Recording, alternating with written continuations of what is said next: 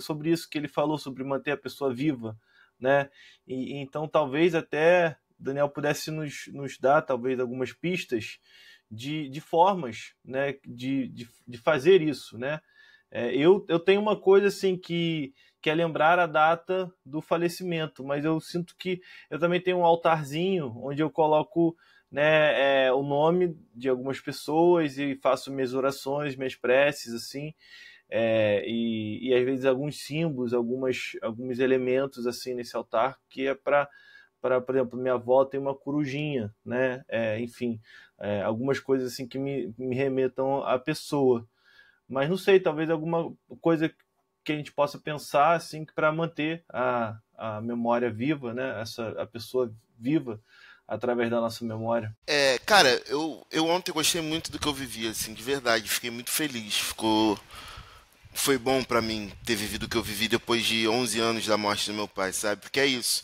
Eu sempre mantive a memória do meu pai viva, né? Em palavras, eu sempre falei muito do meu pai, por conta do meu trabalho, mas por isso, assim, por essa vontade de manter meu pai vivo mesmo. Então me dá uma agonia quando chamam de falecido. Quando falam, não vou nem falar o nome, alguma coisa assim, eu fico meio agoniado.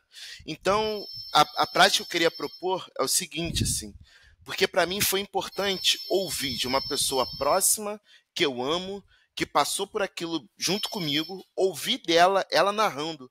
Minha companheira narrou para mim como foi aquele momento. E eu acho que ouvi-la falando sobre aquilo, contando com riqueza de detalhes, eu acho que me fez refletir num outro lugar, sabe? Então, sei lá, fiquei pensando nessa prática para quem está enlutado ou para quem não está mais com a memória tão viva daquela pessoa que morreu, enfim, na mente, de chamar uma pessoa assim próxima que tenha vivido aquilo junto com você e narrar aquilo para você ouvir, você se permitir sentir enquanto aquela pessoa está falando, sabe assim? Acho que isso foi muito maneiro. Tayane, tadinha, minha companheira, ficou toda, ai, amor, desculpa. Eu não, pô, foi importante pra caramba, foi foda pra mim, sabe? Então, não sei se daria uma prática, mas achei legal, pra mim foi importante. Eu sempre, assim, aí a própria experiência com o grupo vai construindo essa percepção, né? Eu acho sempre assim, essa noção para mim de espaço, ela é muito fundamental, muito. Eu diria assim, como prática, é a gente buscar esses espaços, assim. Para a pessoa enlutada, eu acho que é ir encontrando esses espaços. Que espaços que você tem e que pode ter para você lidar ou tá ali com o seu luto, né?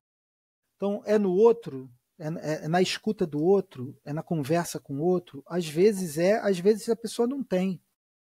Se não tem, que tipo de espaço você pode criar com você mesmo, assim, né? Assim, algumas práticas que a gente faz lá no grupo são, por exemplo, a escrita, sabe? Assim, às vezes escrever para a pessoa que se foi, é, às vezes práticas artísticas. Tem gente que já saiu o álbum de lá, sabe? Assim, do grupo, assim, malandro que era músico e perdeu um filho e o cara construiu um álbum por causa dos encontros, assim.